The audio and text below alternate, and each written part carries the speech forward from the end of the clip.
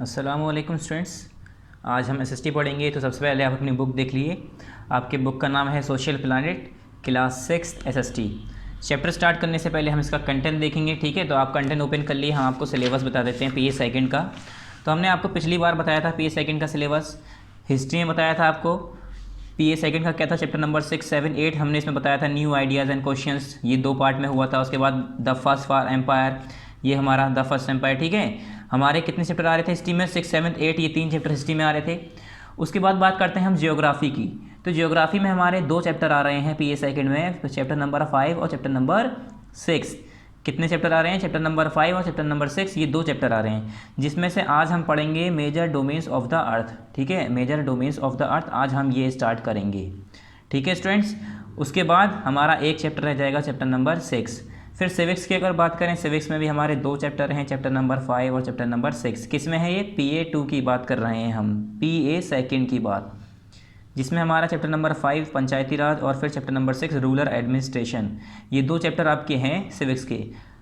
आज हम पढ़ने जा रहे हैं जियोग्राफी का chapter number 5 major domains of the earth, जो कि हमारे ये 2 चैप्टर आ रहे हैं 5 और 6 जियोग्राफी में। तो आज हम इसका पहला पढ़ेंगे, यानी चैप्टर नंबर 5 पढ़ेंगे। पेज नंबर 101 ओपन करना है हमें, ठीक है स्टूडेंट्स। और ये हमारा स्टार्ट कैसे होगा, पार्ट नंबर 7 में स्टार्ट होगा, क्योंकि यहाँ पर देखिए पार्ट नंबर 6 में ख़त्म हुआ है, तो ये किस में स्टार्ट होगा, पार्ट नंबर 7 में।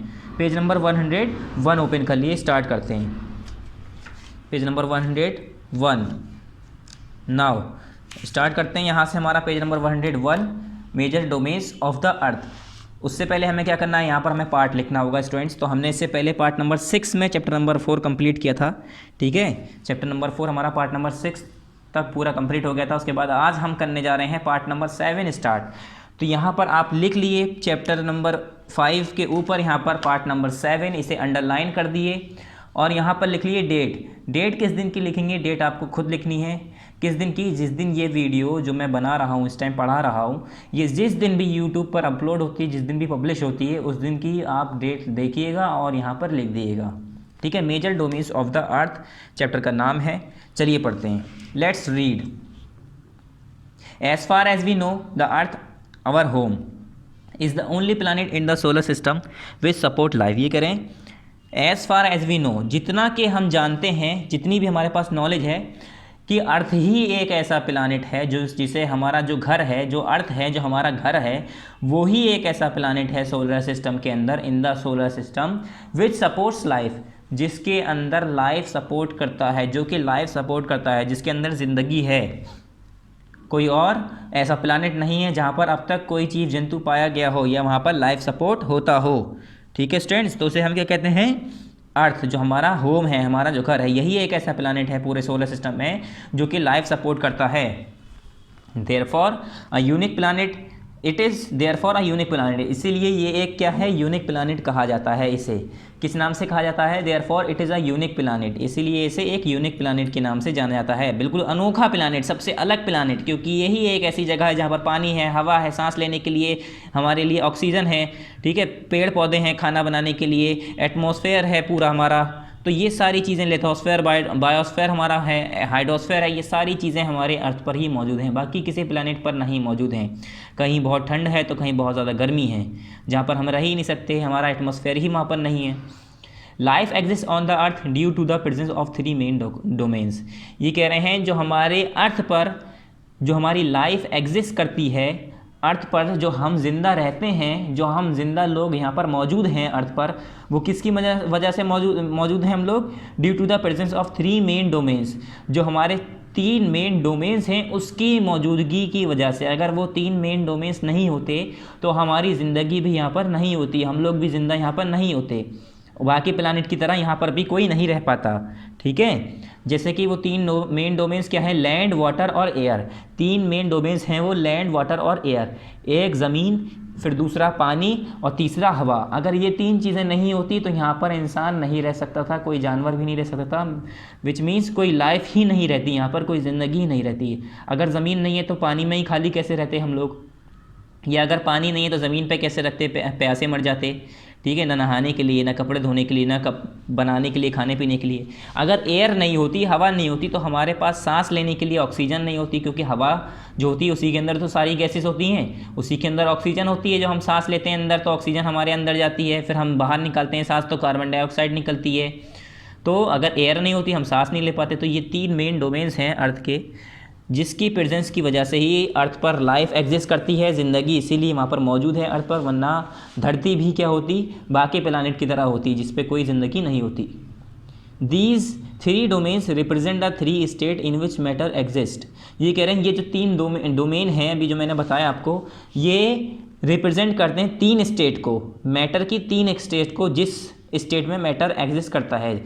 जैसे आपने देखा होगा, मैंने आपको बताया था, आपने साइंस में पढ़ा होगा या पहले भी पढ़ा होगा पिछली क्लासेस में, कि जो मैटर होते हैं वो 3 स्टेट में होते हैं, सॉलिड, लिक्विड और गैस। जैसे कि हमारी बर्फ़ होती है, आपने देखा होगा वो सॉलिड होती है, मगर जब वो घुल जाती है तो वो पानी की फॉर्म में हो जाती है, लिक्विड बन जाती है। और उसे ही जब हम गर्म कर देते हैं, बॉयल करने लगते हैं, तो भाप बन के उड़ने लगती है, गैस बन के उड़ने लगती है।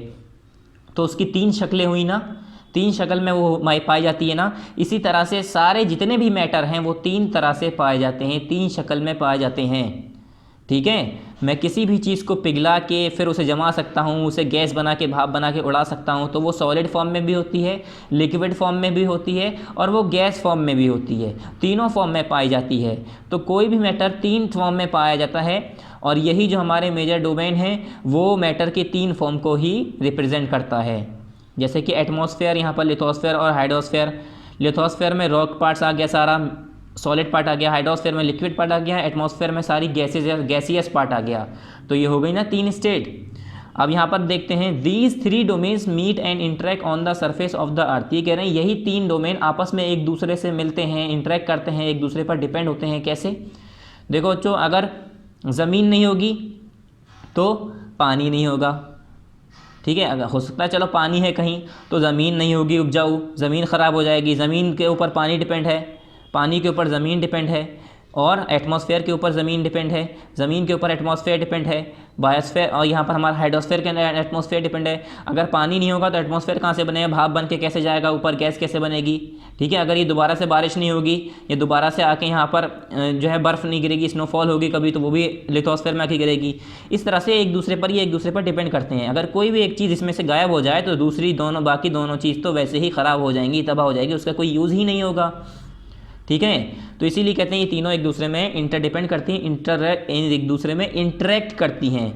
अब इसी से बायोस्फीयर की डेफिनेशन भी आपको समझ में आएगी, इंटरेक्ट करना। ठीक है, यहाँ पर है जैसे लिथोस्फेयर। लिथोस्फेयर क्या होता है? The Rocky sphere of the अर्थ। जितना भी पथरीला इलाका है, जितना भी पत्थर वाला हिस्सा है अर्थ का, मतलब जहाँ पर मिट्टी मिल रही है, पत्थर मिल रहा है, सैंड मिल रहा है, ईंटें मिल रही है, जो भी कुछ है, ईंटें तो हम बनाते हैं खैर, जितना भी सॉलिड पोर्शन है अर्थ का, क्या, जितना भी सॉलिड पोर्शन है अर्थ का जो भी सॉलिड वाला हिस्सा है, वो सब क्या कहलाता है? लिथोस्फेयर। फिर अर्थ के अंदर हाइड्रोस्फेयर किसे कहते हैं? The sphere of water.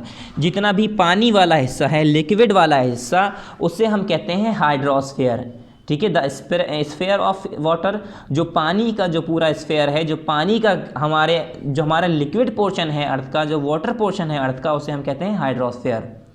ठीक है, फिर आया हमारा atmosphere, the envelope of air around us. ये कहते हैं एटमॉस्फेयर किसे कहते हैं? जितनी भी हवा हमारे चारों तरफ है, जो उसकी चादर है, जो उसका एक एनवेलप है, पूरी तरह से खलता है, ये कहते हैं हम। जैसे कि एक बॉल समझ लिए, एक अर्थ एक बॉल है जिसके अंदर हवा भरी हुई है, उसके अंदर हम हैं, हमारे चारों तरफ हवा भरी हुई है।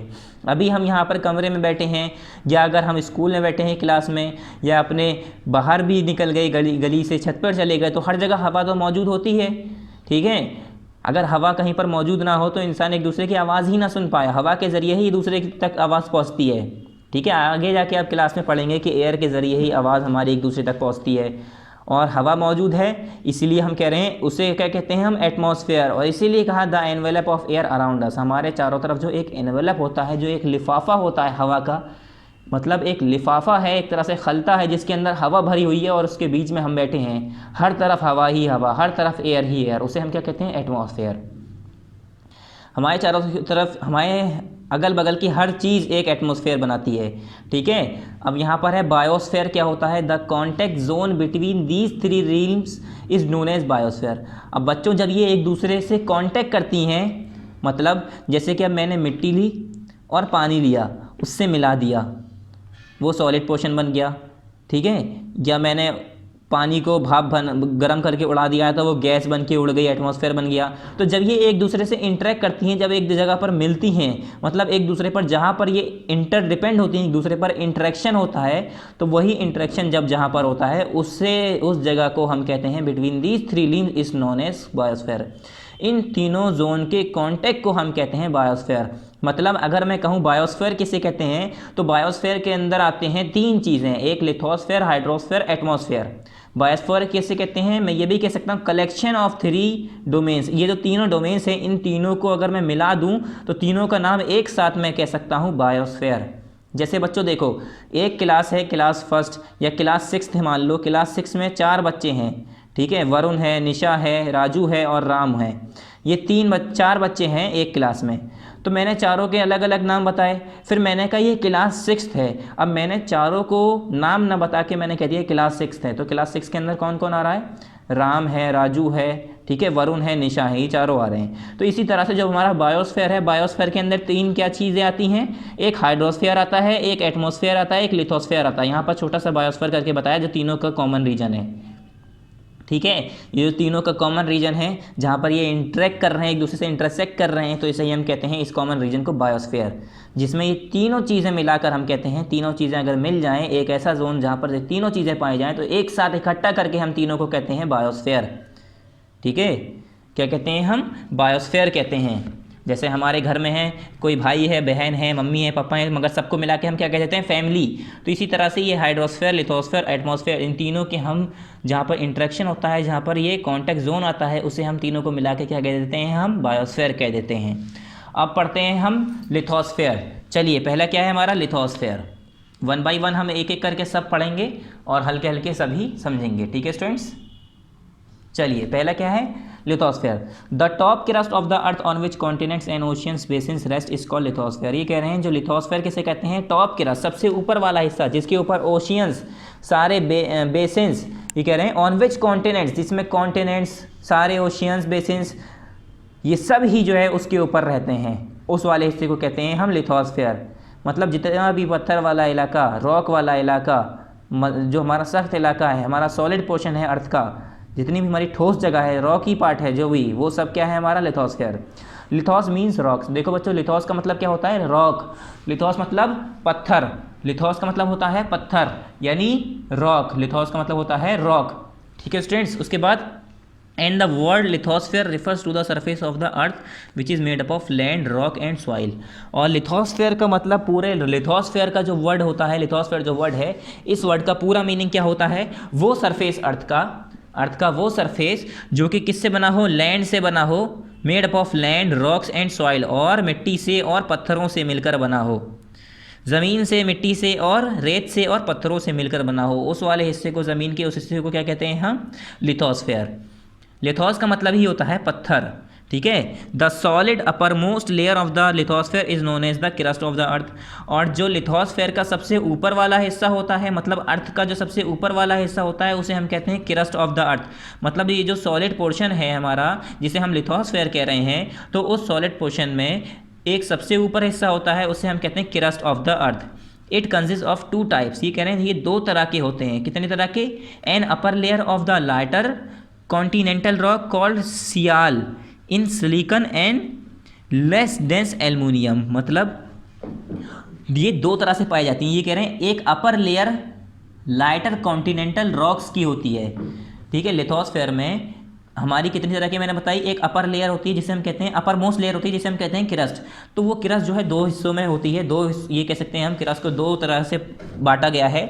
एक अपर मोस्ट लाइटर लेयर जो होती है इसकी, वो क्या होती है, अपर मोस्ट लाइटर लेयर जो होती है कॉन्टिनेंटल रॉक्स की बनी हुई, उसे हम कहते हैं सियाल। सियाल 2 वर्ड से मिलकर बना है, सिलिकॉन और एल्युमिनियम।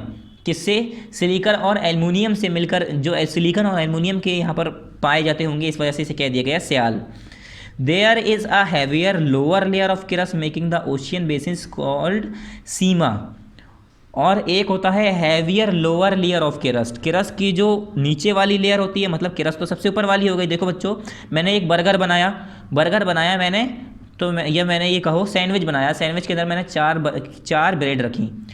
तो 4 ब्रेड में से अब मैंने कहा सबसे ऊपर वाला लेयर कौन सी है, सबसे ऊपर वाली ब्रेड। सबसे ऊपर वाली ब्रेड मैंने कहा, फिर उससे नीचे वाली ब्रेड। इसी तरह से मैं लेयर बता रहा हूँ एक एक करके, ठीक है। तो अर्थ के अंदर भी ऐसे लेयर होती हैं, हिस्से होते हैं। तो अब हैवियर लेयर जो होती है, नीचे वाली लेयर होती है क्रस्ट की, वो ओशियंस और बेसिन्स को बनाती है। जो ओशियंस और बेसिन्स आ जाते हैं वो सब इसी के ऊपर आते हैं। उसे हम कहते हैं सीमा। It has rocks rich in denser material like magnesium. ये कह रहे हैं इसके अंदर क्या पाया जाता है, सिलिकॉन और मैग्नीशियम पाया जाता है, जिसे मिलाकर हम इसे सीमा कहते हैं। इसके अंदर कौन सी रिच रॉक पाई जाती है सबसे ज़्यादा अमाउंट में, डेंसर अमाउंट में मटेरियल कौन सा पाया जाता है, मैग्नीशियम। टेक्निकली मतलब अगर हमें मैग्नीशियम निकालना है तो क्रस्ट के हैवी लोअर पे खुदाई करनी पड़ेगी। क्या करनी पड़ेगी, हमें नीचे माइनिंग करनी पड़ेगी, तो वहाँ पर हमें मैग्नीशियम मिलेगा। और सिलिकॉन, और अभी यहाँ पर जैसे मैंने बताया सिलिकॉन और एल्युमिनियम, ये हमें ऊपर ही मिल जाएगा क्योंकि ये अपर मोस्ट लेयर में पाई जाती है। तो ये सारी चीज़ें नॉलेज होनी चाहिए। अगर हम माइनिंग भी करना चाह रहे हैं तो हमें ये सब पता होना चाहिए। Technically lithosphere includes both the land mass and the ocean floor. ये कह रहे हैं टेक्निकली अगर हम देखें तो हमारा जो लैंड मास है, जब लिथोस्फेयर का जो हिस्सा है उसके अंदर क्या क्या आता है, लैंड मास और ओशियन के फ्लोर सभी उसके अंदर मौजूद होते हैं, ठीक है, सभी इंक्लूड करे जाते हैं। But it is often use to describe only the land surface particularly. मगर ये खाली हालांकि कब यूज़ करे जाते हैं, to describe only the land surface particularly where it is to be distinguish from hydrosphere. मगर अगर हमें देखा जाए तो पानी का ऊपर वाला हिस्सा भी ये लिथोस्फेयर में इंक्लूड कर लेते हैं लोग बाग। मगर पानी को यानी हाइड्रोस्फेयर को अलग बताने के लिए लिथोस्फेयर से, हमें अगर हम कहें हाइड्रोस्फेयर और लिथोस्फेयर डिफरेंट है, तो ये बताने के लिए लिथोस्फेयर के अंदर सिर्फ और सिर्फ लैंड का सरफेस, पानी का सरफेस छोड़ देते हैं, लैंड का सरफेस ही हम इंक्लूड करते हैं। खाली लैंड का सरफेस ही हम इसके अंदर डिस्क्राइब करते हैं। Where it is to be distinguish between from hydrosphere और द वाटर सरफेस, जिसकी वजह से वो हाइड्रोस्फेयर यानी पानी के सरफेस से डिस्टिंग्विश कर सकें, हम बता सकें, डिफरेंस बता सकें, अलग कर सकें। इस वजह से हम पानी के जो ऊपर वाला सरफेस है उसे हम लिथोस्फेयर में नहीं लेते। The land surface is sand and soil which are dry from ancient rocks. ये कह रहे हैं जो हमारा लैंड का सरफेस होता है उसके अंदर क्या होता है, सैंड होती है और सॉइल होती है, मिट्टी और रेत होती है खाली। Which are dry from ancient rocks, जो कि हमारी पुरानी रॉक्स से ही, पत्थरों से ही ड्राइव होती है। मतलब जो वो भी हमारे पहले पत्थर होते हैं वही बिखर कर टूट कर हमारे रेत बन जाते हैं। तो इसीलिए हम सैंड को और रेत को, जो हमारी मिट्टी है, उसे भी हम क्या कह देते हैं कि लिथोस्फेयर का पार्ट है। लिथोस्फेयर का मतलब पत्थर से बनी हुई जगह, ठीक है, सॉलिड पोर्शन। और जो हमारी मिट्टी और धूल है वो सब भी पत्थरों के टूट कर बिखरने की वजह से ही बारीक हो जाती है और वो हमारी सैंड और सॉइल में तब्दील हो जाती है। फिर नेक्स्ट आया geologically speaking all materials that make up the crust of the earth are rocks whether they are a big granite boulders, combustible coal, soft clay और लूज फ्रेगमेंट्स ऑफ ग्रेविल और sand. ये कह रहे हैं अगर हम geologically देखें, ठीक है, अगर हम जियोलॉजिकली देखें, रिसर्च के बाद अगर सारी चीज़ें अपनी नॉलेज के हिसाब से देखें, जियोलॉजिकली अगर हम स्पीक करें, बोलें, तो जो सारे मटेरियल हैं जो कि हमारे क्रस्ट के अंदर आते हैं अर्थ के, वो सारे पत्थर वाले होते हैं। क्या होते हैं, रॉक्स के बने हुए होते हैं। Make up the crust of the earth are rocks, किससे बने हुए हैं, क्रस्ट जो हमारी अर्थ की है किससे बनी हुई है, पत्थर से। Whether they are big granite, चाहे वो बड़े बड़े ग्रेनाइट के बोल्डर्स हों, टुकड़े हों, या कंबस्टिबल कोल्स हो यानी कोयला हो, या सॉफ्ट किले हो, किले जो मिट्टी होती है, या लूज फ्रेगमेंट ऑफ ग्रेवल्स हो और सैंड हो, ये सभी किससे बने हुए हैं, पत्थर से बने हुए हैं, रॉक से बने हुए हैं।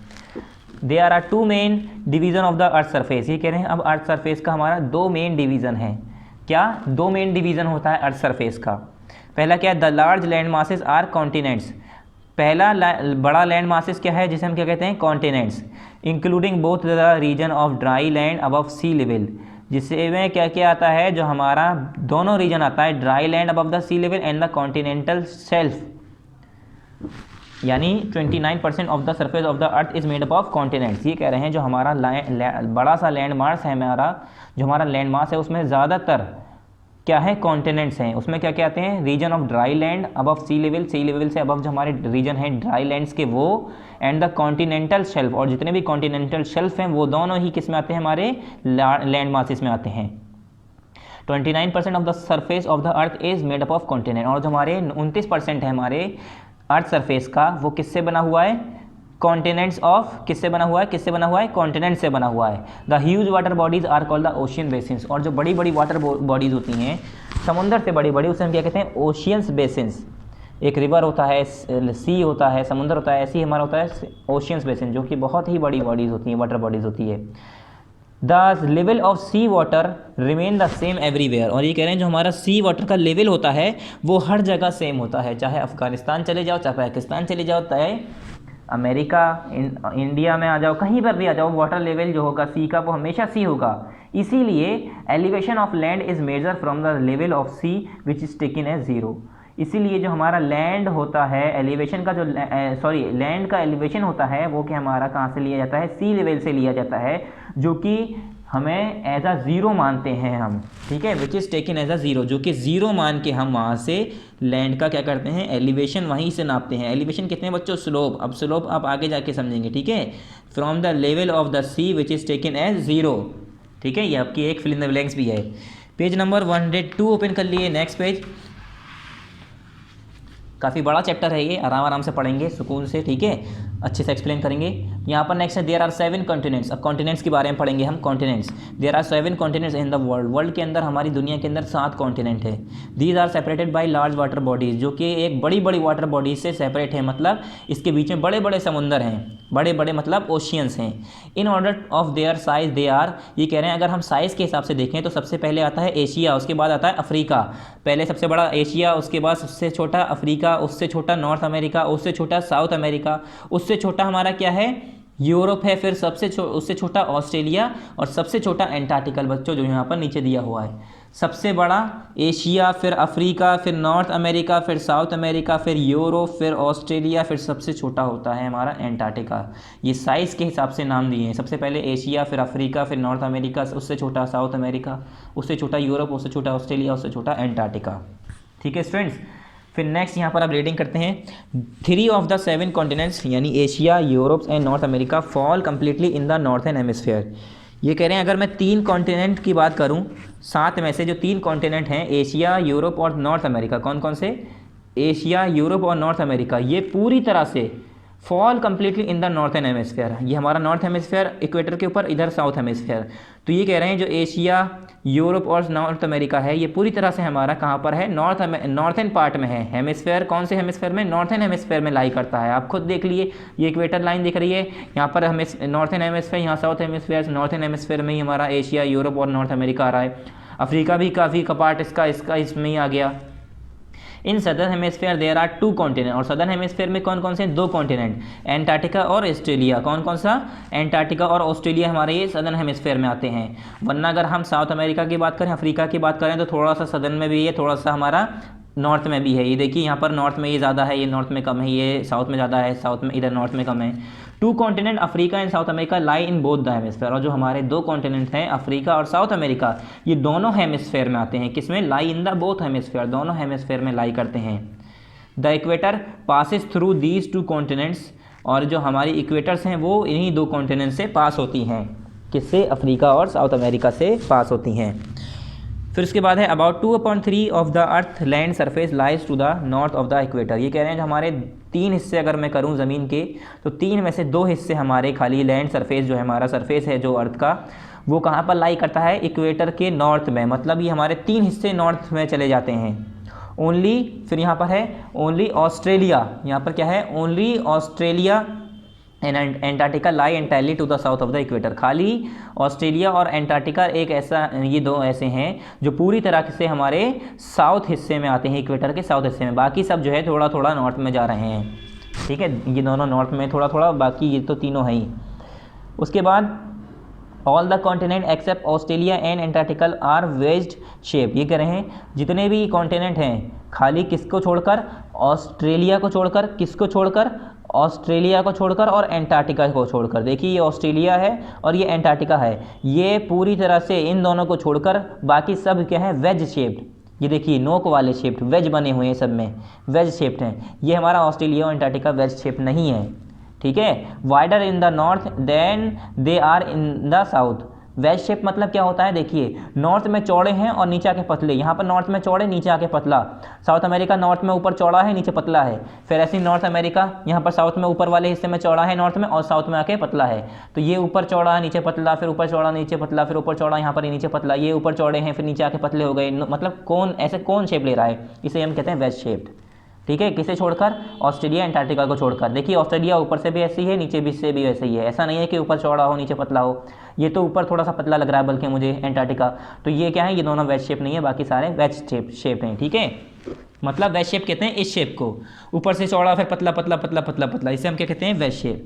अब आ जाते हैं हम एशिया पे, 1 बाय 1 हम पढ़ेंगे सारे कॉन्टिनेंट्स। पहला क्या है हमारा, Asia. It is the largest of all the continents, it extend over nearly 1/3 यानी 30% of the land surface of the earth. ये कह रहे हैं अगर हम बात करें तो लार्जेस्ट कॉन्टिनेंट है पूरे वर्ल्ड में, जितने भी हमारे 7 कॉन्टिनेंट हैं बच्चों, 7 कॉन्टिनेंट में सबसे बड़ा कॉन्टिनेंट कौन सा है, एशिया, जिसके अंदर हमारा इंडिया आता है। इंडिया किसके अंदर है, हमारा एशिया के अंदर ही है। देखिए नीचे आपको पूरा एशिया का मैप दिया है, जहाँ पर मेरी पेंसिल रखी है, जिसके अंदर आपको बड़ा बड़ा इंडिया दिख रहा होगा, चाइना दिख रहा होगा, ठीक है, रशिया दिख रहा होगा। तो ये जो रशिया है, रशिया तो एशिया के अंदर सबसे बड़ा कंट्री है। ठीक है, तो हमारा इंडिया कहाँ पर आता है, एशिया के अंदर आता है। यहाँ पर आपको छोटा सा इंडिया दिख रहा होगा, देखिए ये इंडिया का ही हिस्सा है, ये वाला इंडिया का हिस्सा, ये श्रीलंका का हिस्सा है।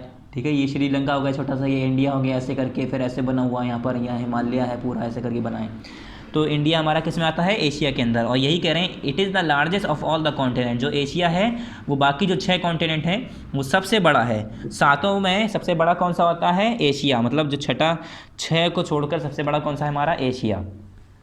इट एक्सटेंड ओवर नियरली 1/3, और ये अगर हम देखें तो 3 में से 1/3 हिस्सा तो इसी ने एक्सटेंड कर रखा है। 30% of the land surface of the अर्थ, मतलब जो अर्थ का लैंड सरफेस है उसमें से 30% खाली एशिया ने ही कवर कर रखा है। The Tropic of Cancer passes through this continent, Europe and Asia are a continuous land mass. ये कह रहे हैं जो ट्रॉपिक ऑफ कैंसर है वो इस ही कॉन्टिनेंट से पास होता है, और जो यूरोप और एशिया है वो एक कंटिन्यूअस लैंड मास है। बच्चों आपने देखा होगा, देखिए अफ्रीका एशिया के बीच में गैप है, यहाँ पर बड़ा सा समुंदर है, मतलब ओशियन है। यहाँ पर अफ्रीका और साउथ अमेरिका के बीच में बहुत बड़ा समुंदर है। ऐसे साउथ अमेरिका और नॉर्थ अमेरिका के बीच में भी समुंदर है, मतलब यहाँ पर पतला सा एक रास्ता पहले ज्वाइन था, अभी हम बताएंगे क्या हुआ, बाद में अलग हो गया वो। सबके बीच में देखिए गैप है, Australia Antarctica, Africa Antarctica, Asia Antarctica. मगर जो हमारा एशिया और यूरोप है, देखिए ये कंटिन्यू रास्ता चल रहा है, यहाँ पर बीच में गैप नहीं है, बस बीच में एक रुकावट है। मतलब एक पहाड़ है बीच में, एक हिल रेंज है, माउंटेन रेंज है। ठीक है, उसका नाम भी यहाँ पर दिया हुआ है। ठीक है, यहाँ पर एक माउंटेन रेंज है, वरना ये कंटिन्यू रास्ता है। अगर मैं पहाड़ को हटा दूँ तो एशिया से यूरोप हम ऐसे ही जा सकते हैं। ठीक है, एशिया से यूरोप हम ऐसे ही जा सकते हैं। अब नदियाँ तो पड़ेंगी, समंदर भी पड़ेंगे, मगर ये जो हमारे ओशियंस हैं, ओशियंस बीच में नहीं, इन दोनों के कंटिन्यूस लैंड मास है। अब यहाँ पर बात करते हैं हम, यहाँ पर दिया है the Tropic of Cancer passes through this continent, Europe and Asia are a continuous land mass. It is separated by the Ural mountain, एक यूरल माउंटेन्स का पहाड़ है, यूरल पहाड़ है जो कि इन दोनों के बीच में है। इसी की वजह से इन दोनों के बीच में एक क्या है, गैप है। गैप नहीं, मतलब ये कह सकते हैं डिवाइडर है, एक डिवीज़न है, the Ural river and the Caspian sea. और वहाँ पर एक यूरल रिवर भी बहती है, और नदी मतलब यूरल रिवर और कैस्पियन सी भी है। इन तीनों की वजह से ही ये डिवाइड है, सेपरेट है। दे आर समटाइम यूरेशिया, और कभी कभी उसे हम समटाइम क्या कहते हैं, यूरेशिया भी कहते हैं। ठीक है, but in the present world today these are treated as 2 separate continent. मगर आज मतलब यूरेशिया, मतलब पहले एशिया और यूरोप को एक साथ मिलाकर कहते थे यूरेशिया, एक कॉन्टिनेंट नाम दिया गया था। क्या, इन दोनों को, जो हमारा एशिया है और जो हमारा यूरोप है, तो यूरोप और एशिया को एक नाम दिया गया था, यूरेशिया। ठीक है, मगर अब इन दोनों को अलग अलग कॉन्टिनेंट बता दिया गया है। इन दोनों को अलग अलग कॉन्टिनेंट के नाम से जाना जाता है, एक यूरोप और एक एशिया। पहले इन दोनों का एक नाम था मिलाकर यूरेशिया। ठीक है, ये 2 हिस्से नहीं थे, यूरेशिया था, बीच में पहाड़ था, मगर पहाड़ को ये नहीं माना जाता था कि 2 हिस्से हैं, 2 कॉन्टिनेंट हैं, ये कहा जाता था ये पूरा यूरेशिया है। ठीक है, इसी तरह से अब जो है दोनों को अलग कर दिया, एक को कह दिया यूरोप, एक को Asia. But in the present world today these are treated as 2 separate continent. The area of Asia is around 1 10 100,000 10,000 lakh 10 lakh crore, 44 crore 48 lakh हैं, फिर यहाँ पर 50,900 पूरा 5 1 10 100,000 10,000 लाख 10 लाख करोड़ 4,44,85,900 स्क्वायर किलोमीटर। इतना तो सिर्फ एरिया है किसका, एशिया का सिर्फ इतना एरिया है, ज़मीन पर इतना area. The chief mountain ranges of the Asia are Himalayas. Asia के जो चीफ माउंटेन रेंजेस हैं वो कौन कौन सी, हिमालयाज हैं, कुनलुन है, तेंसा है, और फिर अल्ताई, तेंसा, अल्ताई, उसके बाद तिब्बतन प्लेट्यू एक्सेट्रा। ये सब क्या है हमारे, क्या है ये हमारे हिमालय जो है, ये हमारे हिमालय, कुनलुन, ये सब क्या है, माउंटेन रेंजेस हैं, पहाड़ों के रेंजेस हैं, पहाड़ हैं ये सब, ठीक है। एक पहाड़ नहीं है, रेंजेस कहते हैं जिसमें है, उसमें काफ़ी पहाड़ होते हैं, पूरी मतलब कतार होती है, लाइन होती है एक तरह से। और ये जो हमारा यंगस्टी है, यंगस्टी कियांग है, और जो शेंग जेंग है, इज इट्स लॉन्गेस्ट रिवर। ये सबसे बड़ी रिवर है, कौन सी, सबसे बड़ी रिवर एशिया की कौन सी है, पूरे एशिया की बात कर रहा हूँ मैं, एशिया की सबसे बड़ी रिवर।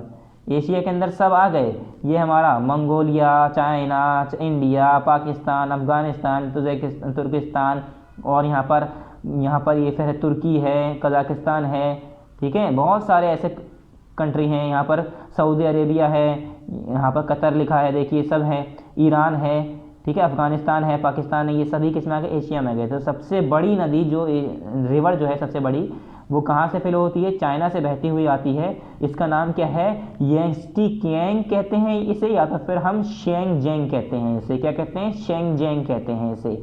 अब चाइनीज़ नेम ही ऐसा होता है, लिखते कुछ हैं बोलते कुछ हैं, ठीक है। इसे हम क्या कहते हैं, शेंग जेंग और यंगस्टी कियांग, कुछ भी कह सकते हैं, दोनों नाम है इसका, ठीक है। सबसे बड़ी नदी जो एशिया की सबसे बड़ी नदी मानी जाती है, सबसे बड़ी रिवर। अब नेक्स्ट पेज पे आ जाइए, पेज नंबर 103, यूरोप।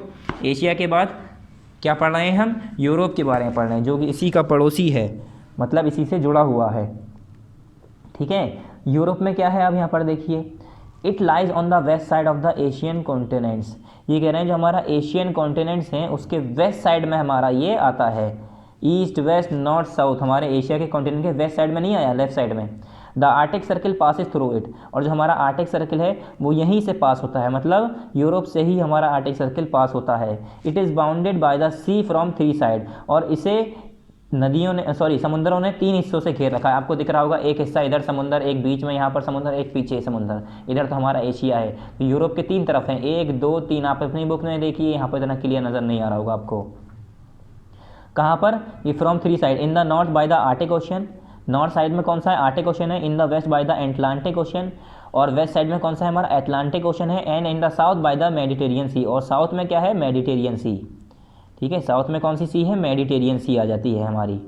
उसके बाद it is the 6th largest continent. The chief river of the Europe are Volga, Danube, Rhine और नेपियर, यूरल एंड डॉन। ये कह रहे हैं यहाँ की जो चीफ रिवर्स हैं, जो नदियाँ हैं यहाँ की, उसके नाम बताए हैं यहाँ पर, जैसे कि यूरोप में कौन कौन से, एक वोल्गा, दनूबे, राइने और नेपियर, यूरल और डोन, ये क्या है, ये सारी नदियों के नाम बताए हैं। और यहाँ क्या कह रहे हैं, it is the 6th largest continent, और ये 6ठे नंबर पे सबसे बड़ा कॉन्टिनेंट है। सबसे पहला क्या है, एशिया, उसके बाद यूरोप, ठीक है, 6th लार्जेस्ट मतलब 6ठे नंबर पे इसकी बारी आती है, 7वां इससे छोटा कोई और होगा, ठीक है। सबसे बड़ा कौन सा है हमारा, एशिया, उसके बाद फिर अफ्रीका है, फिर नॉर्थ अमेरिका है, फिर साउथ अमेरिका है, फिर आता है ऑस्ट्रेलिया 6ठे नंबर पे, फिर सबसे छोटा कौन सा है, Antarctica.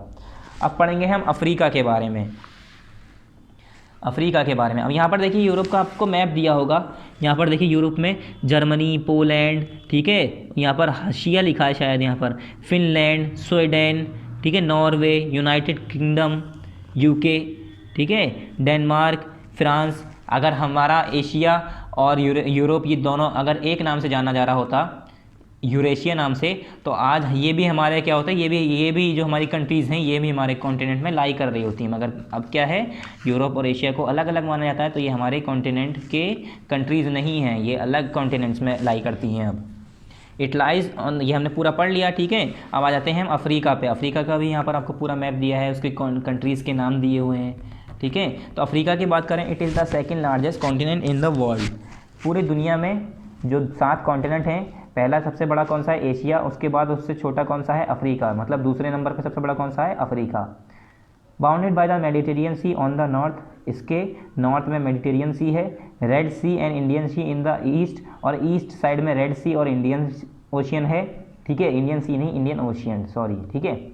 And by the Atlantic Ocean in the west, और वेस्ट साइड में हमारा एटलांटिक ओशियन है। And adjoins Asia and isthmus of Suez, और एशिया और इस्थमस ऑफ सुएज को ये एडजॉइन करती है, मिलती है।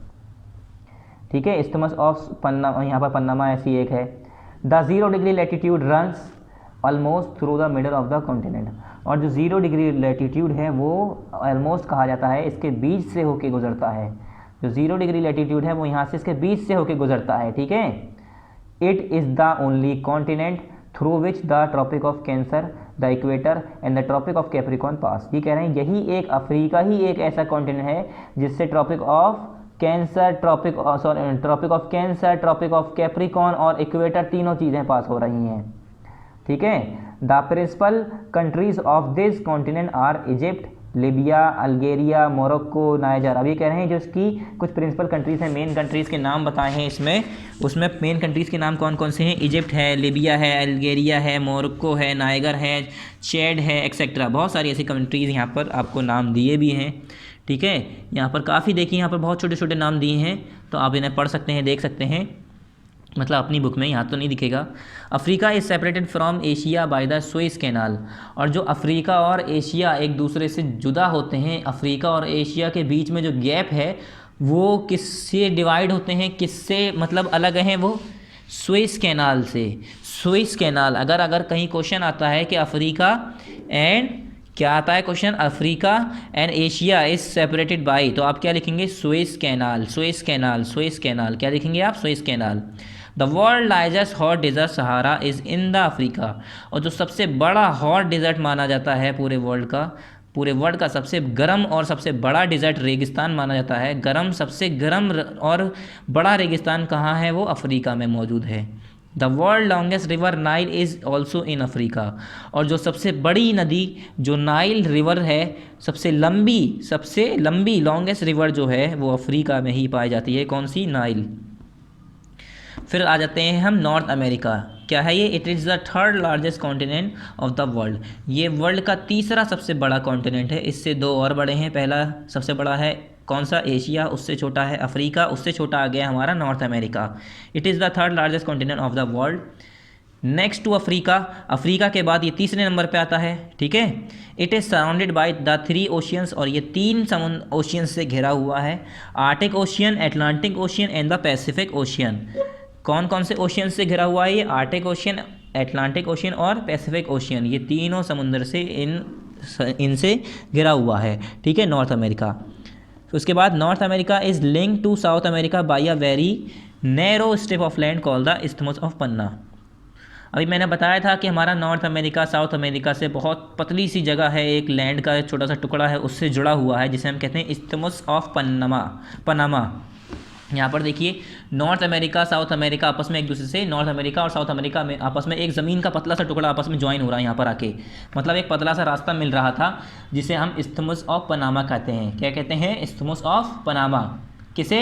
यहाँ नॉर्थ अमेरिका और साउथ अमेरिका जो आपस में एक दूसरे से ज्वाइन होते हैं, इसे हम क्या कहते हैं? Isthmus of Panama. ठीक है स्टूडेंट, इस्थमस ऑफ पनामा के नाम से इसे जाना जाता है। मगर अब क्या है यहाँ पर देखिए, यहाँ पर लिखा है it is said the North and south America were once a single land mass. ये कहा जाता है कि कभी जो नॉर्थ अमेरिका और साउथ अमेरिका है एक ही टुकड़ा हुआ करता था, जो बाद में अलग हो गया, ये लोग बात कहते हैं। ठीक है, but now have been separated, मगर अब वो अलग हो गए हैं। The continent lies in the northern and western hemisphere, और ये जो हमारे कॉन्टिनेंट है हमारे वो नॉर्थन और एक वेस्टर्न हेमिस्फीयर में लाई करता है। नॉर्थन और वेस्टर्न हेमिस्फीयर में ये कॉन्टिनेंट लाई करते हैं। पेज नंबर 104 पे आ जाते हैं यहाँ पर हम साउथ अमेरिका। ठीक है, कहाँ पर? South America. It's area is about 18 million square kilometre. इसका जो एरिया है साउथ अमेरिका का वो 18 मिलियन स्क्वायर किलोमीटर है। And it is the 4th largest continent, और ये चौथे नंबर पे सबसे बड़ा कॉन्टिनेंट है, मतलब 3 इससे और बड़े हैं, और उसके बाद चौथे नंबर पे साइज इसका आता है। ठीक है, it lies in the southern hemisphere, और जो हमारा साउथ अमेरिका है ये सदर्न हेमिस्फीयर में लाई करता है। The Andes world's longest mountain range runs the from north to south, और ये जो एंडिस लिखा है, Andes world's longest mountain range, जो एंडिस वर्ड्स इसका नाम है, ये लॉन्गेस्ट माउंटेन रेंज है। ठीक है, रन्स दा नहीं आना चाहिए, इन्होंने दा गलत लिखा है यहाँ पर। Runs from the north to south, north से लेकर साउथ तक पूरा आता है ये, ठीक है। The major river which flows through the continent is the Amazon which is also the world largest river. ये कह रहे हैं जो सबसे बड़ी नदी जो हमारी है वो इस कॉन्टिनेंट से ही पास होती है, जिसका नाम है अमेज़न। और अमेज़न ही एक ऐप है, आपने सुना होगा, ठीक है। और इसे ही सबसे बड़ी नदी माना जाता है वर्ल्ड की। लॉन्गेस्ट, सबसे लंबी नदी माना जाता है नाइल को, माना क्या जाता है सबसे लंबी नदी कौन सी है, नाइल रिवर। और सबसे बड़ी नदी कौन सी है, मतलब एरिया के हिसाब से, उसमें तो सिर्फ लंबाई की बात करते हैं, इसमें क्या है पूरे एरिया की बात करेंगे तो सबसे बड़ी कौन सी है, अमेज़न, ठीक है। अमेज़न सबसे बड़ी है, जिसे हम अमेज़न पढ़ते हैं। अमेज़न जो हमारा ऐप है जिससे हम ऑर्डर करते हैं, जैसे हमारा फ्लिपकार्ट है, ऐसे एक हमारा अमेज़न है, क्या कहते हैं, अमेज़न। अब यहाँ पर ऑस्ट्रेलिया का मैप दिया हुआ है, देखिए ऑस्ट्रेलिया के बारे में पढ़ते हैं। चलिए पहले यहाँ पर देखिए Queensland, Alice Spring, South Australia, New South Wales और ब्रिस्बेन, अलग अलग नाम भी दिए हैं। चलिए पढ़ते हैं। It is also known as the island continent. देखिए इजलैंड लिखा है, पढ़ते हैं आइलैंड है, एस साइलेंट होता है। ये कह रहे हैं ऑस्ट्रेलिया को आइलैंड के कॉन्टिनेंट के नाम से भी जाना जाता है, मतलब आइलैंड का कॉन्टिनेंट, आइलैंड कॉन्टिनेंट के नाम से जाना जाता है। It is the smallest of all the continent, और ये सभी कॉन्टिनेंट में सबसे छोटा कॉन्टिनेंट है। क्या, सबसे छोटा कॉन्टिनेंट है सभी कॉन्टिनेंट में, ठीक है। सबसे छोटा कॉन्टिनेंट है सभी कॉन्टिनेंट में, मतलब 7वें नंबर पे आता है। देखिए हमने यहाँ पर जब आपको पढ़ाया था तो ऑस्ट्रेलिया यहाँ पर आया, फिर एंटार्क्टिका है, तो यहाँ पर it is the smallest of all the continent, सारे कॉन्टिनेंट में ये सबसे छोटा है। It lies entirely in the southern hemisphere, और पूरी तरह से ये सदर्न हेमिस्फेयर में आता है। It is surrounded by oceans and seas on all side, और ये इसके चारों तरफ हमारे समुंदर और ओशियंस मौजूद हैं, ये चारों तरफ समुंदर और ओशियंस से घिरा हुआ है। The Great Barrier Reef along the north eastern coast of Australia is a unique feature of this island continent. और जो ग्रेट बैरियर रीफ है वो along the north eastern coast of Australia, Australia के जो नॉर्थ ईस्टर्न कोस्ट है वो एक unique feature है इस आइलैंड कॉन्टिनेंट का। क्या, ग्रेट बैरियर रीफ, आपने सुना होगा पहले नाम। It is made up of coral and is a great attraction for tourist, और ये किससे बना हुआ है, कोरल से बना हुआ है, और काफ़ी टूरिस्ट को अट्रैक्ट करता है, काफ़ी टूरिस्ट यहाँ पर घूमने जाते हैं। अब आके हम यहाँ पर लास्ट एंटार्क्टिका पर। Antarctica it is a huge continent, ये कह रहे हैं एंटार्क्टिका एक बहुत बड़ा कॉन्टिनेंट है, ह्यूज कॉन्टिनेंट है, ठीक है। The south Pole lies almost at the centre of this continent, और जो हमारा साउथ पोल है वो इसके बिल्कुल सेंटर में लाई करता है, यहाँ पर साउथ पोल इसके बिल्कुल सेंटर में लाई करता है। The continent is permanently covered with thick ice sheets, और ये जो कॉन्टिनेंट है हमारा एंटार्क्टिका वो हमेशा वहाँ पर बर्फ़ जमी होती है, एक बर्फ़ की बहुत मोटी परत जमी होती है, थिक आइस शीट्स से जमा होता है, मतलब हमेशा यहाँ पर बर्फ़ जमी होती है, बर्फ़ से ढका रहता है ये हमारा क्या, Antarctica. It is also called the white continent, और एंटार्क्टिका को ही हम वाइट कॉन्टिनेंट के नाम से जानते हैं। Therefore this large continent does not have any permanent settlement, इसीलिए जो हमारा बड़ा सा कॉन्टिनेंट है इसमें कोई परमानेंट सेटलमेंट नहीं है, परमानेंट कोई रह नहीं सकता।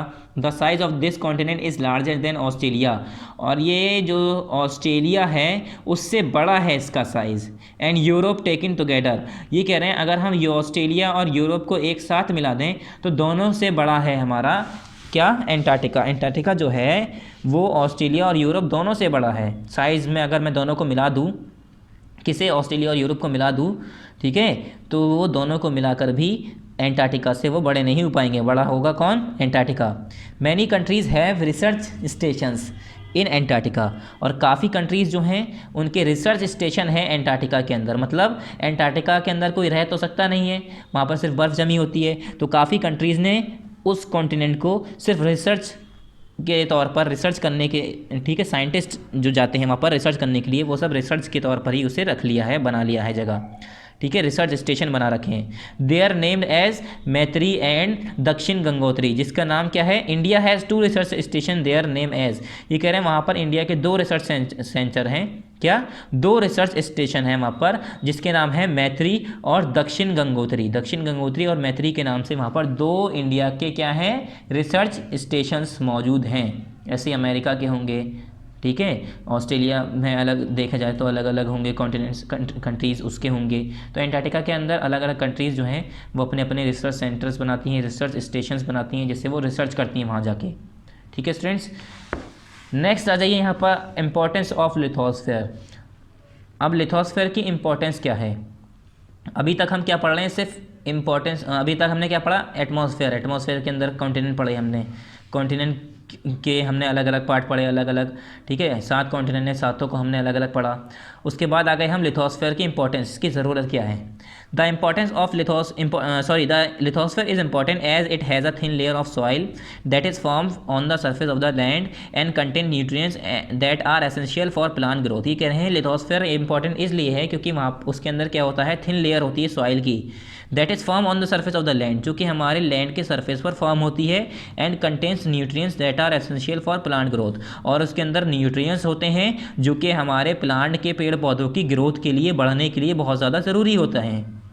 We live on the land, और हम इसी लैंड पर रहते हैं। ग्रो क्रॉप्स एंड फॉरेस्ट, इसी पर हम खेत उगाते हैं, खेती करते हैं और जंगलात उगाते हैं इसी पर। बिल्ड फैक्ट्रीज, इसी पर हम फैक्ट्रीज बनाते हैं, रोड बनाते हैं, रेल्स लाइंस बनाते हैं यानी रेलवेज़ बनाते हैं, ब्रिज यानी पुल बनाते हैं, बड़े बड़े ब्रिजेस बनाते हैं, कैनाल्स बनाते हैं एक्सेट्रा, और बहुत सारे घर बनाते हैं, अपने घर बनाते हैं, होम बनाते हैं, बहुत सारी ऐसी चीज़ें बनाते हैं। We get many metallic and non metallic minerals from rocks of the earth crust, और जो हमारे जो मेटेलिक और नॉन मेटेलिक मिनरल हैं वो सारी चीज़ें भी हम इसी अर्थ क्रस्ट से ही पाते हैं। कहाँ से, यानी लिथोस्फेयर से ही हमें ये सारी चीज़ें हासिल होती हैं। अब आगे हमारा हाइड्रोस्फेयर, दूसरा हिस्सा। Do you know why the earth is known as the blue planet. ये कह रहे हैं कि आपको पता है जो हमारी अर्थ है उसे ब्लू प्लानट क्यों कहते हैं। तो आपको ये पता होना चाहिए। Water covers nearly 71% of the earth and 29% is with land. ये कह रहे हैं जो हमारा जो अर्थ है उसमें से 71% जो है वो सिर्फ और सिर्फ पानी से ही गिरा है, और उसमें 29% जो है वही सिर्फ ज़मीन के टुकड़ों से गिरा हुआ है। 29% ही सिर्फ लैंड का हिस्सा है, बाकी सब 71% क्या है, 71% water. It is estimated that 97.3% of the total water on the planet earth is found on the oceans and seas, and the rest 2.7% is found as glacier and ice, fresh water, lakes, rivers and underground water। ये कह रहे हैं, ये estimate किया गया है, ये check किया गया है और अंदाज़ा लगाया गया है कि 97.3% जो टोटल परसेंट है पानी का प्लानिट अर्थ पे, उसमें से वो कहाँ पर 97.3% कहाँ पर मिलता है, ओशियंस और समुंदर में, और जो बाकी बचा हुआ 2.7% है वो कहाँ पर मिलता है, ग्लेशियर्स में, आइस में, फ्रेश वाटर लेक्स में और रिवर्स में और अंडरग्राउंड वाटर में। अगर इन तीनों को मिला दें तो वो 2.7% है खाली, और जो 97.3% जो बचा हुआ है 100% में से, वो सिर्फ कहाँ मिलता है हमारा, ओशियंस में और सीज़ में। फिर यहाँ पर है, it is estimated that most of the water in the oceans came from the earth's interior. ये कह रहे हैं, ये एस्टिमेट किया गया है जो हमारा काफ़ी पानी है जो ओशियंस का, इन the oceans came from the earth interior, वो अर्थ के इंटीरियर से आता है, अंदर से आता है। Brought to the surface by the volcanic activity, और वो सरफेस पे कैसे आता है, वॉल्केनिक एक्टिविटी की वजह से। जब वॉल्केनो फटता है तो उसके अंदर से पानी भी आता होगा, इस तरह से हमारा पानी भी आता है। Hydrosphere is the realm of earth which is made up of water like oceans, seas, lakes, ponds, gulfs, bays, rivers and ground water।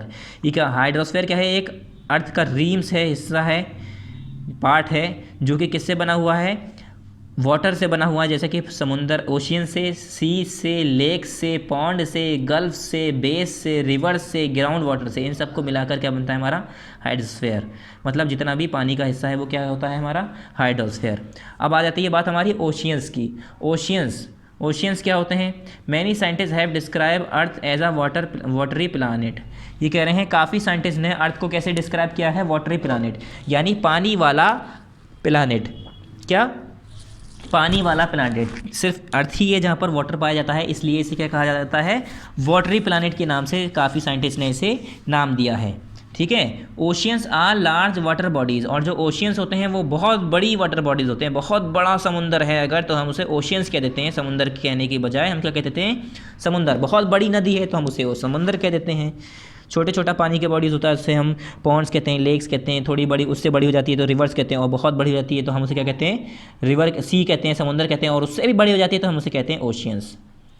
The movement of ocean water is governed by waves, tides and currents. ये कह रहे हैं जो movement है ocean water का वो किससे govern होता है, वेव से, टाइड से और करंट से। ठीक है students. The ocean water despite its abundance is not directly useful to man because it is portable. ये कह रहे हैं जो हमारा because it is not portable, ये कह रहे हैं जो हमारा ओशियन वाटर है despite its abundance it is not directly useful to man because it is not portable. ये कह रहे हैं जो अगर हम देखा जाए अब इतना ज़्यादा पानी हमारा ओशियन में मौजूद है, मैंने बताया ओशियन और सीज़ में ही खाली 97.3% हमारा मौजूद है। तो ये कह रहे हैं इसके बावजूद जो लोग हैं, इंसान है, वो इसे यूज़ नहीं कर पाता। क्यों? क्योंकि ये पोर्टेबल नहीं है, एक जगह से दूसरी जगह ले नहीं जा सकते हम, ठीक है, हम पोर्टेबल नहीं है, एक जगह से दूसरी जगह ले नहीं जा सकते, और ये खारा होता है, ठीक है, खारा पानी होता है, नमक होता है। The sea water is salty, और जो समुद्र का पानी होता है वो सॉल्टी होता है, नमकीन होता है। It contains solid particle of sediment and dissolve minerals. ये कह रहे हैं इसके अंदर क्या क्या पाया जाता है? सॉलिड पार्टिकल पाए जाते हैं सेडिमेंट के, और मिले हुए मिनरल्स के अंदर घुले हुए होते हैं, मिनरल्स घुले हुए होते हैं। The number of kilograms of mineral dissolve in every 100 kg of sea water is called its salinity. और अगर कोई पूछे सैलिनिटी क्या होता है, सैलिनिटी का मतलब है number of kilogram of mineral, कि कितना kilogram mineral 100 kilogram of sea water, समुंदर के 100 किलोग्राम पानी में कितना किलोग्राम मिनरल मिला हुआ है, उसे हम कहते हैं सैलिनिटी। अगर आपसे पूछे कोई सैलिनिटी क्या होती है, तो आप उसे कहेंगे सैलिनिटी हम कहते हैं कि कितना किलोग्राम मिनरल समुंदर के 100 किलोग्राम पानी पे मिला हुआ है, उसे हम कहते हैं सैलिनिटी, ठीक है। The most saline open sea is the Red Sea. ये कह रहे हैं जब सबसे ज़्यादा मोस्ट सेलाइन ओपन सी है, खुली हुई जो सबसे ज़्यादा सेलाइन सी है, उसे हम कहते हैं रेड सी। रेड सी जो है सबसे ज़्यादा सेलाइन सी है। The oceans contain traces of every element found on land. और ये कह रहे हैं जो ओशियंस कंटेन है ट्रेसेस जो हैं हर एलिमेंट के, वो हमारे लैंड पर फाउंड होते हैं। Oceans contain traces of every elements found on land, मतलब जो हमारे अर्थ पर, लैंड पर जितने भी हमारे एलिमेंट्स के ट्रेसेस हैं, वो सभी कंटेन हैं ओशियंस के अंदर, ठीक है, सारे कंटेन्स करता है ओशियंस के अंदर। Chlorine, sodium, dissolve gases like carbon dioxide etcetera. जैसे एग्जांपल दिए क्लोरीन, सोडियम और सारी डिजॉल्व गैसेज जैसे कि कार्बन डाइऑक्साइड, ये सारी चीज़ें हमारे ओशियंस के अंदर मिल जाती हैं। The rain water and melted snow water dissolve minerals from the rocks and flows down as river into the oceans carrying with them about 300 million tons of mineral annually. ये कह रहे हैं जो हमारे बारिश का पानी है, जो हमारी बर्फ़ पिघलती है, वो वाटर डिज़ोल्व होकर कहाँ मिनरल्स को क्या करता है, from the rocks and flows down as river, वो रॉक्स से डिज़ोल्व करता हुआ बहता हुआ नदियों में चला जाता है, इनटू द ओशियंस, ओशियंस में चला जाता है नदियों से बहता हुआ। Carrying with them about 300 million tons of minerals annually.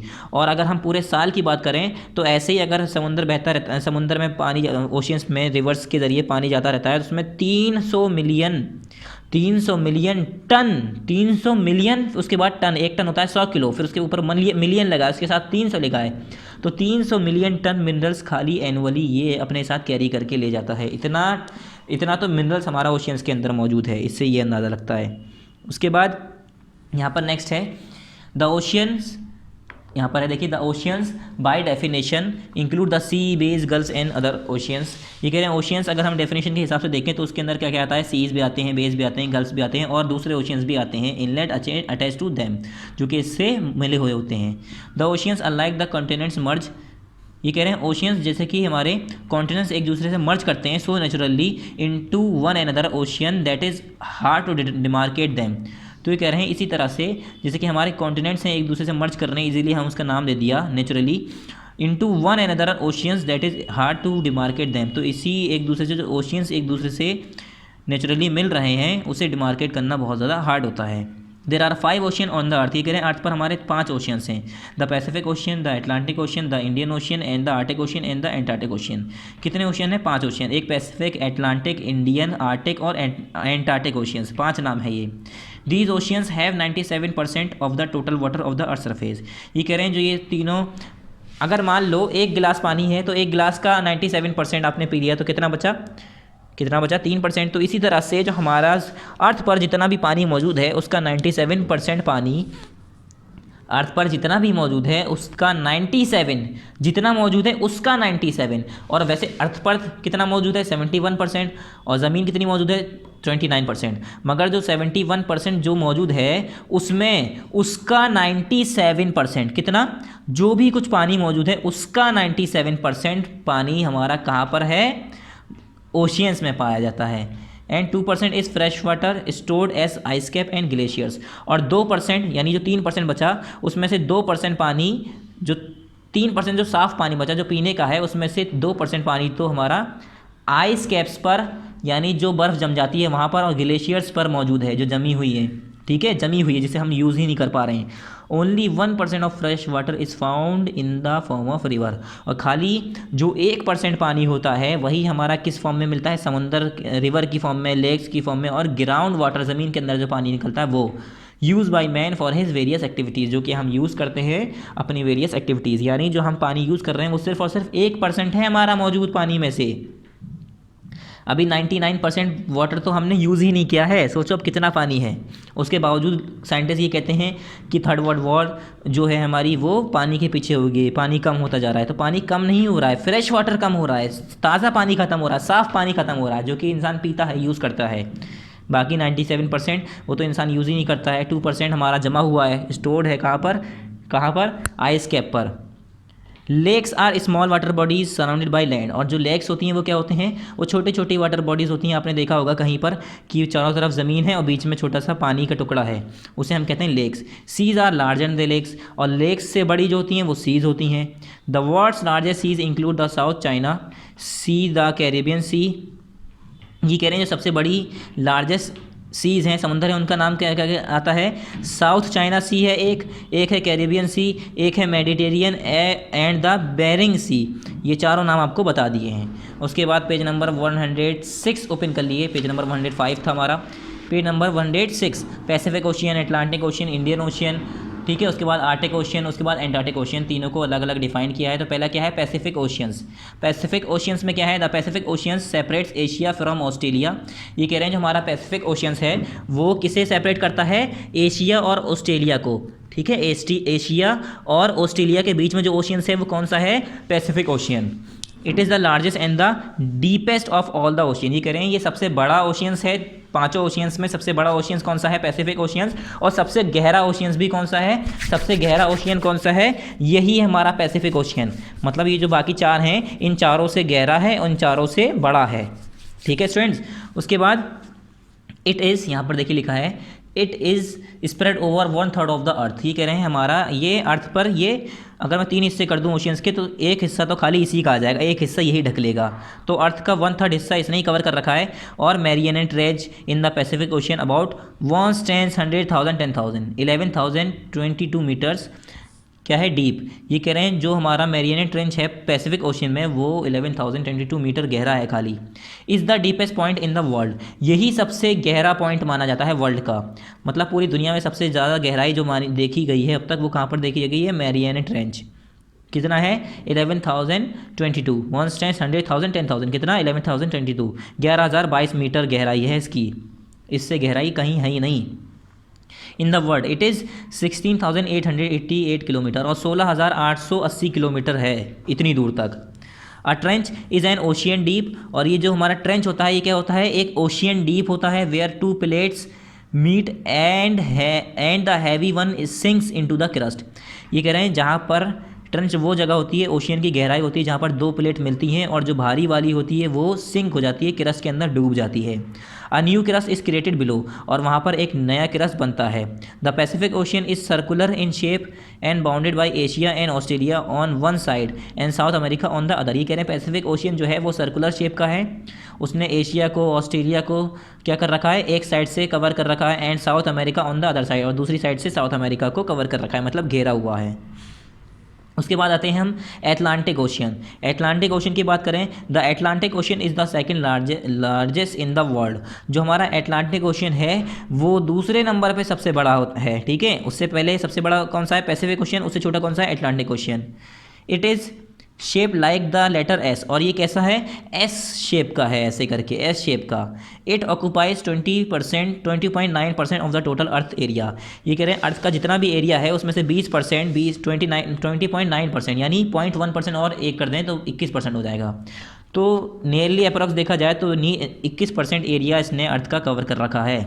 It is bounded by north and south America in the west, और इसके नॉर्थ में क्या है और साउथ में क्या है, it is bounded by north and south America in the west. West में जो है नॉर्थ और साउथ अमेरिका से बाउंड है ये, and by Europe and Africa in the east, और यूरोप और अफ्रीका से ईस्ट में।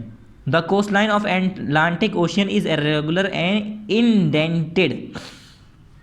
जो अटलांटिक ओशियन की कोस्ट लाइन्स हैं, जो बाउंड्रीज़ हैं, वो इर्रेगुलर शेप है, उसका कोई रेगुलर शेप नहीं है और इंडेंटेड है। ठीक है, मतलब ऐसे आड़ा बेड़ा, मतलब जैसे हम कहते हैं ना पूरा प्रॉपर ऐसे नहीं बना हुआ है, इस तरह से थोड़ी बाउंड्रीज है इसकी। ठीक है, इसकी कोस्ट लाइन्स की प्रॉपर नहीं है।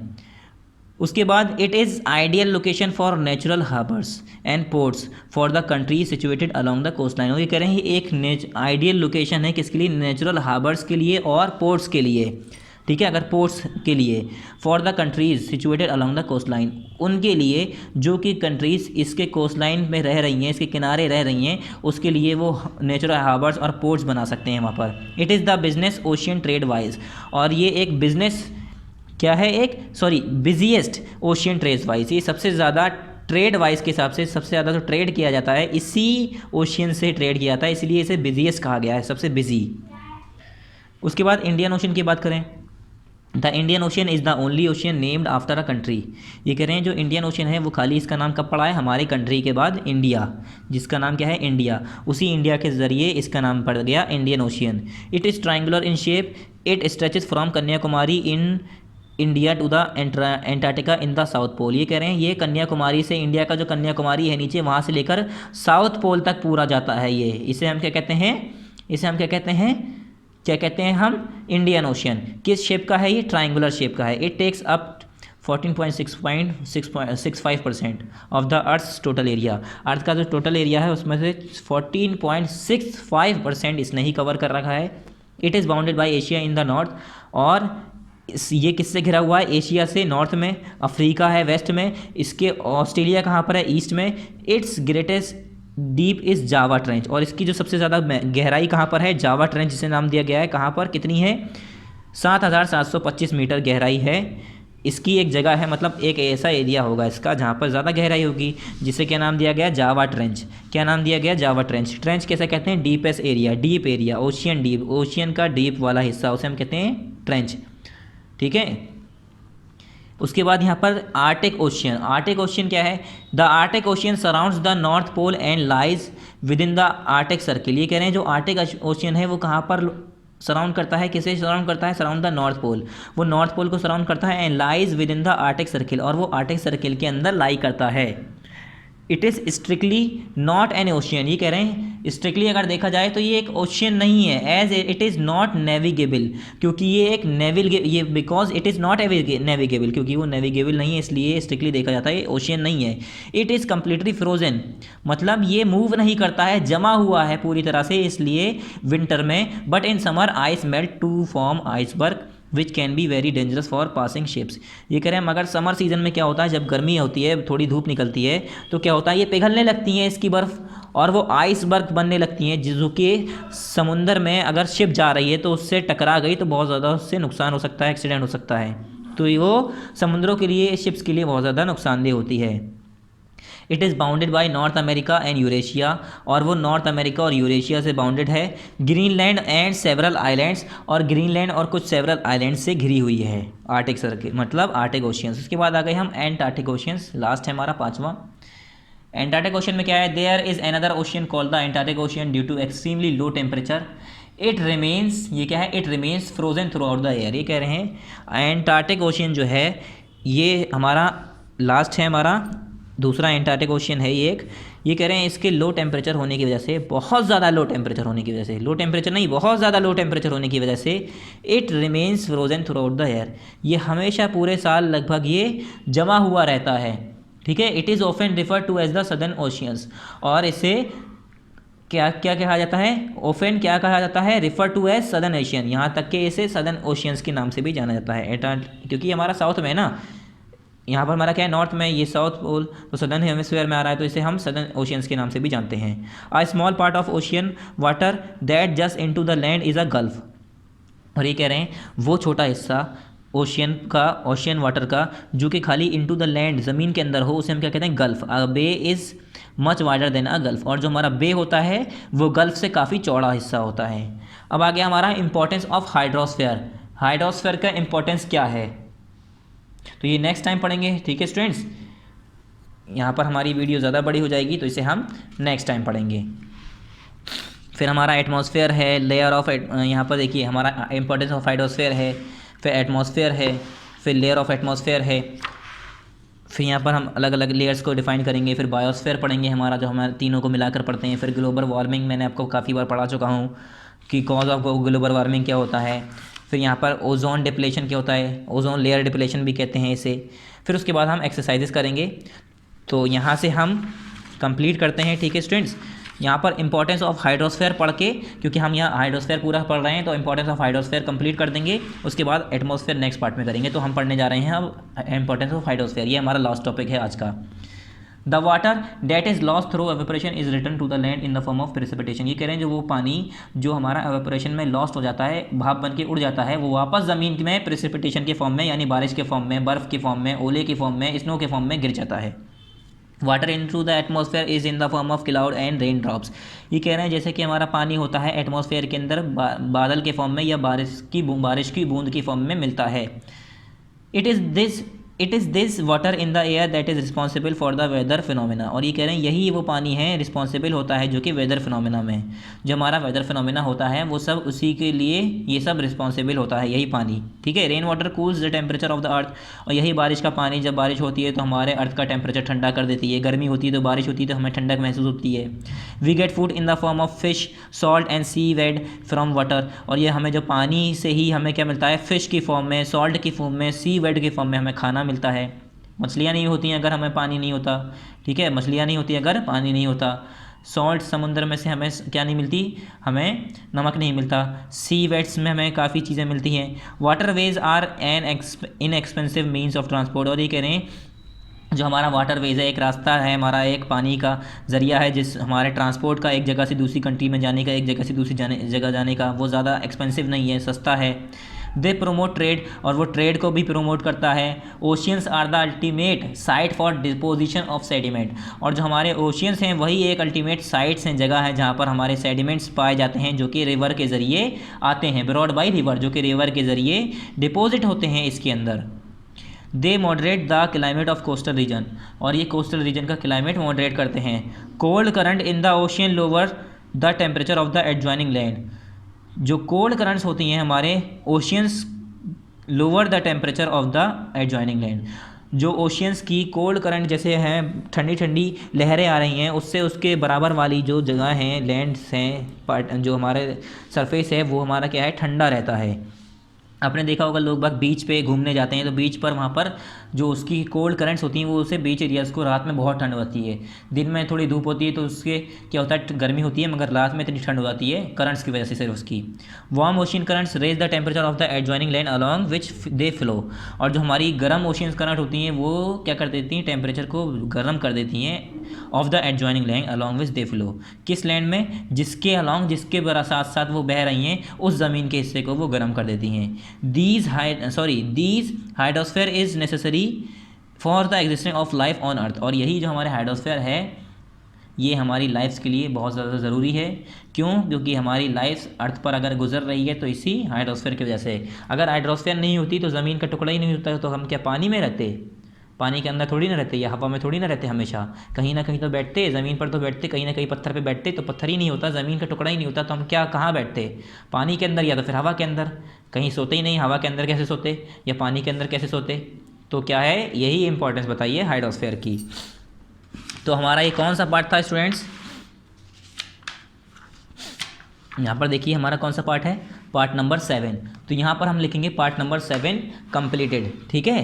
क्या लिखेंगे हम, यहाँ पर लिख लिए आप पार्ट 7 कंप्लीटेड, ठीक है स्टूडेंट्स, यहाँ लिखिए पार्ट 7 कंप्लीटेड।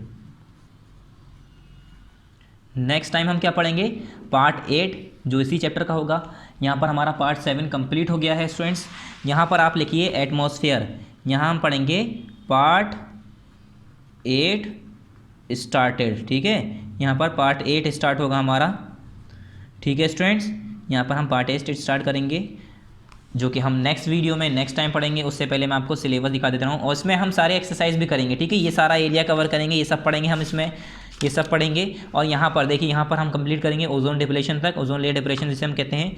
उसके बाद यहाँ से हमारे MCQs यानी choose the correct option start हो रहे हैं। ये सब हम करेंगे बुक में, कुछ कॉपी का काम है, कॉपी में करेंगे।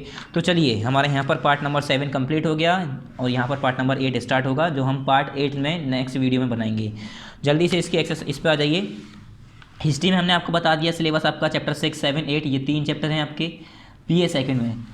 फिर ज्योग्राफी में मैंने बताया चैप्टर नंबर 5, 6 जिसमें आज मेडल डोमेन ऑफ द अर्थ, इसका हमने पार्ट नंबर 7 करा है स्टूडेंट। क्या पार्ट नंबर 7 करा है, और हमारा बचा क्या है अभी, पार्ट नंबर 8 जो कि हमारा नेक्स्ट टाइम होगा। पार्ट नंबर 7 हमारा कंप्लीट हो चुका है स्टूडेंट्स, पार्ट नंबर 8 बाकी है इसका।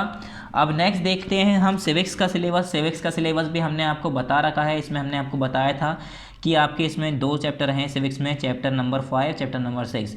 ये दोनों चैप्टर ज़्यादा मुश्किल नहीं है। पंचायती राज तो बहुत आसान चैप्टर है, ठीक है, आपको बहुत आसानी से समझ में आ जाएगा। तो ये हमारा नेक्स्ट टाइम होगा हमारा सिविक्स का। उससे पहले हम major domains of the earth का पार्ट नंबर 8 करेंगे। उसके बाद हम पढ़ेंगे पंचायती राज और रूरल एडमिनिस्ट्रेशन, ठीक है स्टूडेंट्स, ये दोनों चैप्टर हमारे बाकी रह गए हैं। सो नेक्स्ट टाइम हम नेक्स्ट चैप्टर पढ़ेंगे। Thank you very much students, अस्सलाम वालेकुम।